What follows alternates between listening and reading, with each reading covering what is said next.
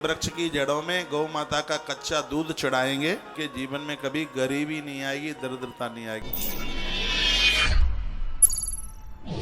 बेलमूले क्षीर युक्ता अन्न माज्येन संयुक्तम। जो बेल वृक्ष की जड़ों में गौ माता का कच्चा दूध चढ़ाएंगे, सा दरिद्रों न जायते, उनके जीवन में कभी गरीबी नहीं आएगी, दरिद्रता नहीं आएगी। आप बहुत कुछ करते रहते हैं, तांत्रिक वांत्रिकों के चक्कर में पड़े हैं, गंडा तावीज के चक्कर में। सीधे सट ये कर लो ना पूजा।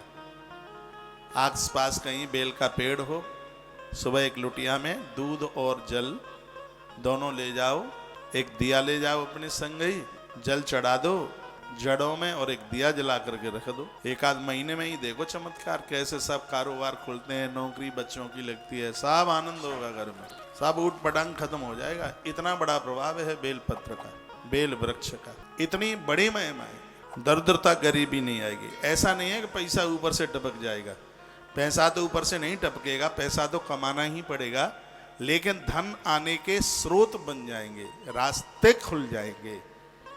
हाँ, यदि फिर बेलपत्र चढ़ाने से पैसा ऊपर से ही टपक जाएगा तो फिर बच्चों को पढ़ाने की क्या जरूरत पड़ेगी, उनको नौकरी वोकरी की फिर क्या जरूरत पड़ेगी। फिर तो 1 लाख बेलपत्र तोड़ेंगे, चढ़ा देंगे, पैसा ऐसे ही बरसेगा। तो फिर मेरी बातों में मत आ जाना।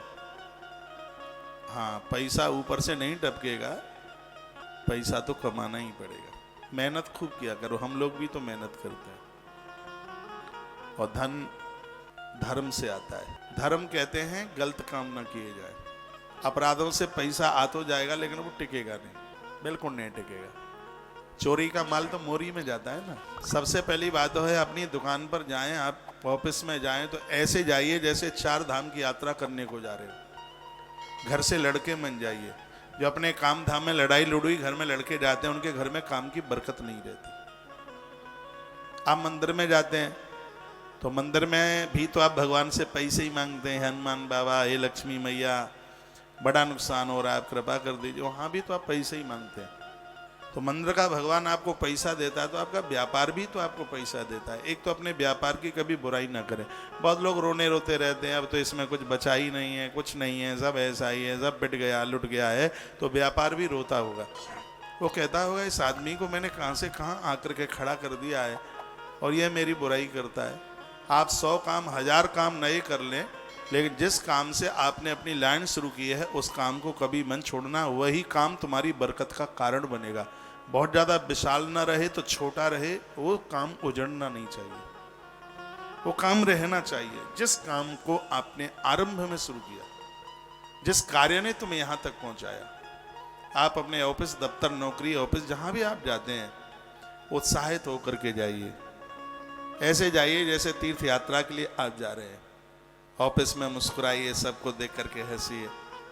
आपके सहयोग में ये लोग, आप जिनको सब सैलरी दे देते हैं, उस सैलरी के आगे उनसे जो काम लिया गया है चुकता नहीं किया जा सकता।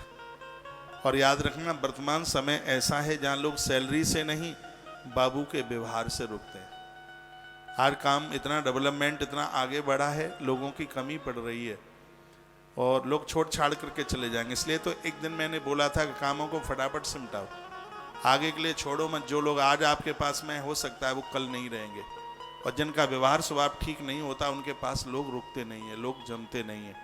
इसलिए अपने व्यवहार को बहुत ठीक रखिए, बढ़िया